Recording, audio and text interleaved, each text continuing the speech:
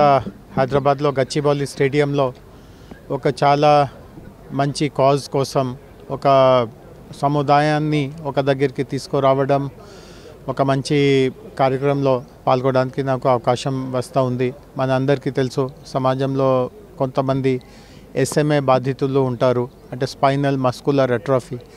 చాలా చిన్న వయసు నుంచి వాళ్ళ శరీరంలో కొన్ని కష్టాలు మొదలవుతాయి. వాటికి SMA అంటారు. అండ్ అన్నిటికంటే చాలా బాధాకరం విషయం ఏముంది అంటే, ఇట్లాంటి దానికి ఔషధి ఉంది, కానీ అది చాలా చాలా ఖరీదమైన ఔషధి. అంటే చాలామందికి నమ్మకం రాకపోవచ్చు, ఒక్కొక్క ఔషధి ఖరీదు ఒక 8 లక్షలు, 10 లక్షలు, 20 లక్షల వరకు కూడా ఉంటుంది. అండ్ అంత సాధారణంగా, అంత సులభంగా ఇట్లాంటి ఔషధాలు కూడా దొరకవు అన్నమాట.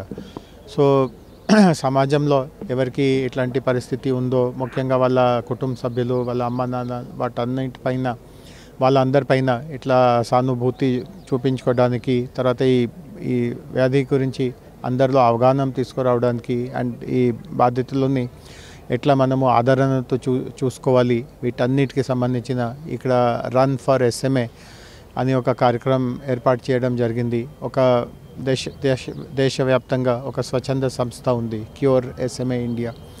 I am Sri Lakshmi, co-founder and trustee of Cure SMA Foundation of India. This is the third edition of Run for SMA. We are conducting for two reasons. One is to get support for the SMA warriors, that is those affected by SMA, already SMA unna valaki. Second point is to create awareness about prevention. ఇది ఎంత భయంకరమైన జబ్బు అయినా కూడా దీన్ని prevent చేయొచ్చు. So already మేము బాధపడుతున్నాము, వేరే పిల్లలు కూడా బాధపడకూడదు అన్న ఆశతోటి మేము ఇది చేస్తున్నాము. డిసీజ్ గురించి అవేర్నెస్ కోసం ఇక్కడ చాలా బ్రహ్మాండమైన విధంగా ఒక రన్ జరిగింది. Turn out was very good.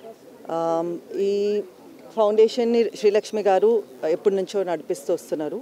More than 2000 children who are affected by SMA are registered with them, and ఈరోజు చూసారంటే 5,000 run, 10K, 20K, almost close to more than 2,000 people have come for the run today. ఈ disease గురించి awareness చాలా తక్కువ ఉంది. It is one of the very rarest of the rare disease. So awareness అనేది పెంచాలి. ఇట్లాంటి ప్రోగ్రామ్స్ వల్ల ఇంకా ఇది మాత్రం కాకుండా ఇంకా ఎంతో కొంత training programmes, and also reaching out to health department and workers, to ASHA workers and other ways to reach to rural areas